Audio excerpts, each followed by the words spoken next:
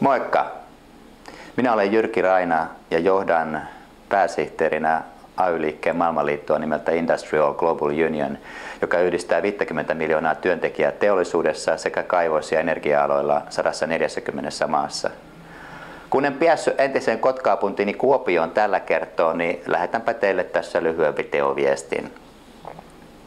Industrialin suuressa globaalissa perheessä Suomi on edelleen lintukoto. 7 miljardin ihmisen maailma näyttää kovin erilaiselta. 80% maailman väestöstä ei ole minkäänlaista sosiaaliturvaa, ei terveydenhuoltoa, ei eläkettä. Jos sairastut vakavasti, niin kuolet. 40% maailman väestöstä elää vähemmällä kuin $2 päivässä, mikä on alle 550 € vuodessa. Ja vain 7% maailman työväestöstä on järjestäytynyt vapaisiin ja itsenäisiin ammattiliittoihin. Ei siis ihme, että viimeisen parin vuoden aikana kansa on lähtenyt kaduille suurin joukoin.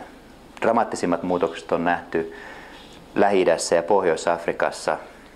Pari vallankumousta, sisällissota, sota ja hässäkkä jatkuu. Ihmiset ovat kyllästyneitä maailmamme tosiongelmiin. Köyhyys, työttömyys, epäoikeudenmukaisuus, demokratian puute ja toivon puute paremmasta maailmasta. Mutta parempi maailma on mahdollinen ja sitä ihmiset haluavat. AY-liike, sen rooli on tässä tärkeä, mutta minun mielestäni AY-liikkeen pitäisi sitä varten keskittyä eri puolilla maailmaa 3 asiaan.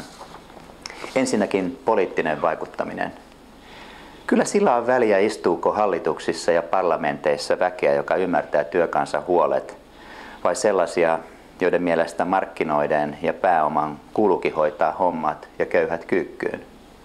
Ammattiliiton ei pidä puolustaa vain omia jäseniään, vaan toimia laajasti oikeudenmukaisemman yhteiskunnan puolesta. Toiseksi järjestäytyminen on ja pysyy AY-liikkeen voiman selkärankana. Teidän pitää järjestää kaikki liittoon. Olette varmaan huomanneet, että se ei ole yhtä helppoa ja automaattista kuin aikaisemmin. Nuoret kysyy miksi, pätkä- ja vuokratyö on yleistynyt, eikä työnantajakaan aina tykkää. Sitä pääsemmekin 3. asiaan, eli AY-oikeuksiin. Surullinen tosiasia on, että suurimmassa osassa maailman maita on vaikea liittyä ammattiliittoon tai pistää pystyyn ammattiyhdistys. Saudi-Arabiassa ja Emiraateissa ammattiliitot ovat kiellettyjä. Kolumbiassa AY-aktiiveja murhataan kymmeniä vuosittain. Etelä-Koreassa heitä pistetään vankilaan. Turkissa irtisanotaan tuhansia vuosittain. Meksikossa jopa suomalainen PKC maksaa suojelumaksua keltaiselle liitolle ja irtisanoi viime vuonna 120 oikean liiton aktiivia. Ja vapaassa USAssa ei saa liittyä vapaasti liittoon.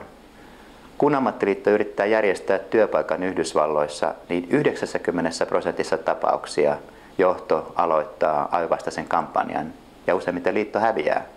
Työpaikan menettämisen pelko on liian suuri.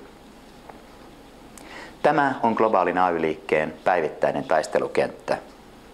Mutta se on sama rajaton maailma, johon Suomi ja suomalaiset kuuluu. Ne ovat samat markkinat, joille suomalaisten työntekijöiden valmistamat tuotteet menevät ja joiden kanssa pitää yrittää kilpailla. Siksi ei ole pelkästään humaania, vaan myös teidän etujen mukaista vaikuttaa siihen, että pelikenttä tasoittuu. Oikeus liittyä liittoon on perusoikeus. Asiasta on hyviä uutisia. Porukka järjestäytyy ja taistelee paremman elämän puolesta. Ammattiliitot kasvavat ja palkat nousevat.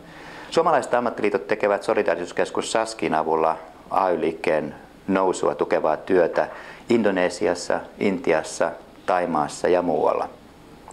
Industrial on joka viikko yhteyksissä hallituksiin ja monikansallisiin yrityksiin, kun AY-oikeuksia loukataan. Meillä on yli 40 kansainvälistä raamisopimusta monikansallisten firmojen kanssa, kuten Folkkari, Pösökki, Fordi, Electrolux, jotka työllistävät miljoonia työntekijöitä ja sitoutuvat AY-oikeuksien turvaamiseen. Jos puhe ei auta, kampanja alkaa. Sinäkin voit osallistua lähettämällä protestiviestin Industrialin nettisivujen kautta ja seuraamalla maailman parasta AY-uutissivustoa laborstat.org. Lopuksi alkava menestystarina. Työntekijöiden hyväksikäytön ääripäitä on 160 miljoonaa asukkaan Bangladesh, jossa miljoonat vaatetustyöntekijät valmistavat kuteita meille kaikille 28 € minimikuukausipalkalla, yli 60 tuntia viikossa ja jatkuvasti tehdastulipalojen ja rakennusten romahtamisen uhkan alla. Kun Rana Plazan tehdasrakennus romahti viime huhtikuussa ja tappoi 1100 työntekijää, Industrial Global Union ja sisäjärjestömme UNI onnistuivat pakottamaan yli 90 maailman johtavaa vaatetusbrändiä ja vähittäismyyntijättiä solmimaan laillisesti sitovan sopimuksen, jolla Bangladesin vaatetusteollisuus laitetaan kuntoon seuraamaan 5 vuoden aikana. Mutta viimeiset tappavat tehdaspalot osoittavat, että tehtävä ei ole helppo, mutta me olemme päättäneet tehdä sen. Ja me olemme päättäneet hoitaa palkat elämiseen riittävälle tasolle ja aloittaa suuren järjestämisprojektin. Sinäkin voit tukea sitä. Hyvät kuulijat, tästä aiheesta lisää Saskin solidaarisuuspäivillä ensi helmikuussa. Minä olen siellä. Toivottavasti tavataan Hämeenlinnassa.